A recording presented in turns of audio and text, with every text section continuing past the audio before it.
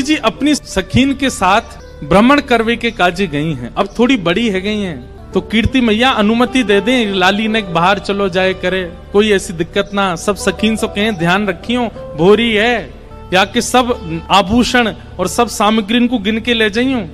किशोरी जी आज यमुना तट देखने की जिद करती हैं और सब सखीन के साथ यमुना तट गई हैं। यमुना जी की अविरल धारा देख करके किशोरी जी तो वहीं बैठ गई और सब सखीन से बोली, आज यहीं कछु पामेंगी, यहीं कछु भोजन करेंगी, जाओ वन में से कछु फल ले आओ, वन में से कछु पुष्प ले आओ, एक दूसरे को श्रृंगार करेंगी और यहीं फल को सेवन करेंगी।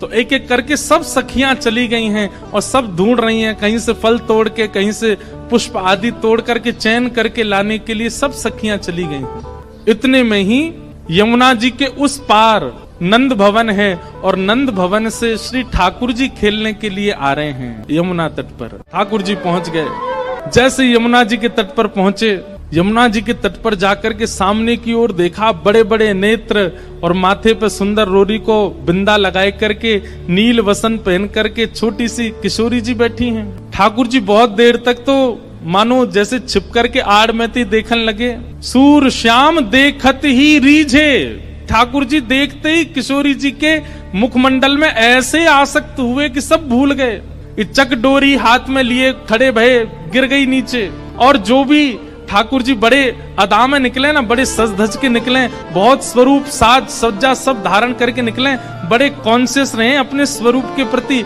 लेकिन किशोरी जी को देख करके सब भूल भाल गए। ठाकुर जी किशोरी जी को देखा और देखते ही ठाकुर जी सोचने लगे, बोले अरे भैया मैं जाए के पूछूं तो सही जी कौन है, और जी कहाँ ते आई है, कहाँ इनको गांव है, कहाँ इनको नाम है, कैसे आई है पूछूं तो। वहां सामने छोटी सी किशोरी जी बैठी है, यहाँ ठाकुर जी पीत वस्त्र पहन करके आए।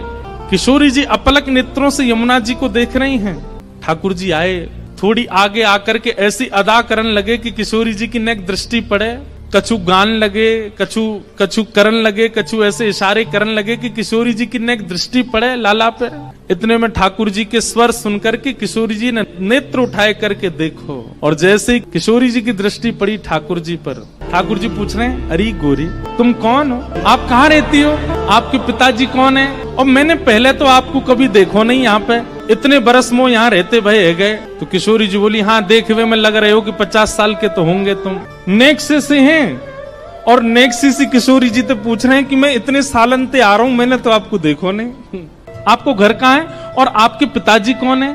किशोरी जी बोली, अरे हम वृषभानु जी की लाली हैं और बरसानो हमारो घर है, वहीं रंग महल में हम रहमे, और यहाँ हमारो खेलवे को कोई प्रयोजन नहीं है, हमारो भवन इतना बड़ा हम वहीं खेलती रहे। अरे जब ते जन्म भयो तब ते आज तक हमने तो अपनो पूरा भवन देखो ही नहीं, इतना बड़ा भवन है हमारे पिताजी को, हमें कहाँ जरूरत पड़ी यहाँ आके खेलवे की। ठाकुर जी बोले, तो फिर अपने भवन में ही खेल लो, काय को आई हो यहाँ पे, यहाँ काय को डोल रही हो, ऐसी छोटी सी हो, कोई हरण करके ले जाएगो तुम्हारो। किशोरी जी बोली, वो तो आज सखीन को मन हो कि यमुना तट पे चलें, या हमारे हम उनके संग आए गई हैं, बाकी तो या स्थान में हमारे बरसाने में मना करी गई है कि जमुना तट और जमुना के पल्ली पार जानो ही नहीं है। ठाकुर जी बोले, वो काहे को, बोले हमारे बरसाने में ऐसो कहमे कहा कि जमुना के तट पे और जमुना के पल्ली पार एक छोरा डोले, और वह छोरा को नाम तो मैं ना लूंगी, ऐसो सुनो वह को नाम गावे तो प्रकट है जाए। ठाकुर जी बोले, अच्छा कोई और पता, हाँ नंद जी को लाला है, वो नंद जी को छोरा, बाकी पिताजी को नाम नंद है। वाके काजे हमारे पूरे बरसाने में ऐसो हल्ला है कि वो चोरी करे, माखन की दही की चोरी करे। अब भैया पहले तो चोरी छोटी छोटी वस्तुन की होवे, धीरे धीरे फिर चोर निपुण है जाए तो बड़ी बड़ी वस्तुन ने चोरी करे। अब हमें तो ऐसा लगे नंद जी को छोरा दही और माखन की चोरी करे, कहीं हम यहाँ आ गए, हम तो बड़े घर की बेटी हैं, हमारे गले में ऐसे सुंदर सुंदर नवलखा के हार हैं, हमारे कानन में ऐसे महंगे महंगे कुंडल हैं, हमारे ऐसे ऐसे कड़ूला हैं, कहीं वाको मन आ गया और सब हरण करके ले गए तो, या हमारे हम तो यहाँ आमे ही ना है वाके डर के मारे। इतने में ही ठाकुर जी नीची नजर करके सुनने बोले, अच्छा किशोरी जी बोली, अच्छा तुमने देखो वो नंद जी को छोरा, तुम जानो भाई। ठाकुर जी बोले, वैसे बहुत बदनाम सबरे आए हैं, पर ठाकुर जी सबन को सौगंध दे दे कि उनकी किशोरी जी की हाथ पकड़ के दोनों जा रहे हैं। किशोरी जी बोली, अच्छा अपनो नाम तो बताए दो। ठाकुर जी बोले मेरो नाम है कान कुंवर। किशोरी जी बोली नाम तो बड़ा अच्छा है लेकिन इतना बड़ो है मुझे याद ना है रो। किशोरी जी भी कितनी भोली है, बोले मुझे याद ना है रो। वहां पे गोकुल आ जाएगा, वहां सबसे बड़ी हवेली जो है वो हमारी है, हम बड़े बाप के लाला हैं। तुम बहुत देर से चढ़े फिर फिसल गए। किशोरी जी बोली अरे तुम पे तो चढ़वो ना आवे, देखो मैं चढ़ के बताऊं। किशोरी जी बोले हाँ आप चढ़ जाओ।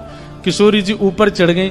ठाकुर जी बोले प्रथम मिलन हुआ है, पहले मिलन में अपनी छाप नहीं छोड़ी तो हम काय बात के कन्हैया, अब आ जाओ ऊपर।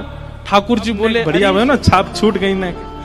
ये प्रथम लीला है, प्रथम मिलन है किशोरी जी और ठाकुर जी का। लेकिन ठाकुर जी ने लीला तो कर दी, लेकिन यहाँ स्थिति ये हो गई कि ठाकुर जी वापस गए और ठाकुर जी के मन में किशोरी जी की रूप माधुरी ऐसी बस गई है, वो नेत्र, वो नासिका, वो मुखमंडल, वो कान, वो चाल, वो बोली, वो सब ठाकुर जी के मन में ऐसी घर करके बैठ गई है कि अब कोई और सुहा नहीं रहे है। छोटे से ठाकुर जी 5 वर्ष के लाला ऐसे गुमसुम चुपचाप बैठे हैं, चलते चलते हंस रहे हैं, बैठे बैठे मुस्कुरा रहे हैं। जैसे एक प्रेमी की स्थिति हो जाती है, नेक्स्ट से ठाकुर जी की वैसी स्थिति है। और वही एक लीला आती है कि एक बार ठाकुर जी से रूठ गई किशोरी जी। ठाकुर जी बोले आप रूठ क्यों गई? बोले नीली नीली मणि आप जो पहन करके आए हो, इसमें एक गोपी का चित्र दिखाई दे रहा है मुझको, ये कौन है?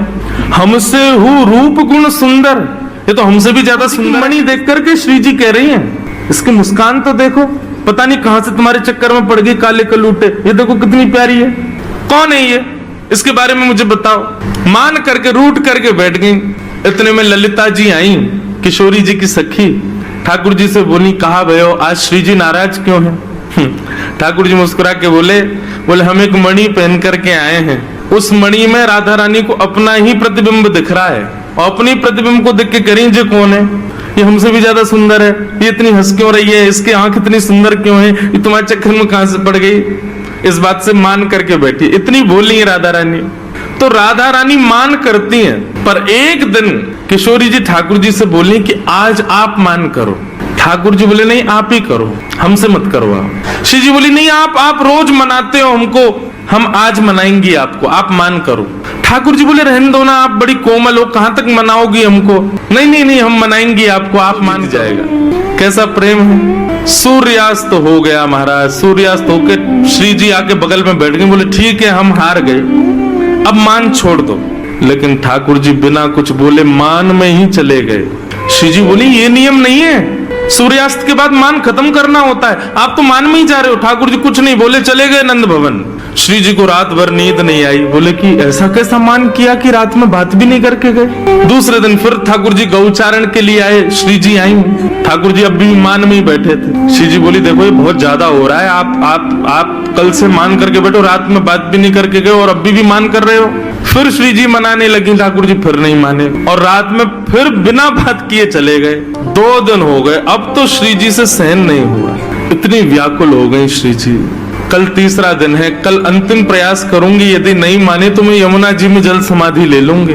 और तीसरे दिन श्री जी मनाने लगी, ठाकुर जी फिर नहीं माने। सो श्री जी उठ करके यमुना जी के तट पर चली गई। जैसे ही श्री जी के नेत्रों का अश्रुबिंद आकर के यमुना जी के जल में एक बूंद गिरा, यमुना जी का संपूर्ण जल लाल पड़ गया। यमुना जी प्रकट हो गई। हे श्यामा जी, आपको किसने विरह दिया? इतनी वेदना आपके हृदय में हो रही है, अभी आपके अश्रुबिंद का ताप इतना था, इतना ताप तो हमारे भैया यमराज नहीं देते किसी को नरक में, जितना ताप में आप हो इस वक्त। आप बताइए तो सही किसने दिया आपको ये? श्री जी थोड़े भाव में बोली तुम्हारे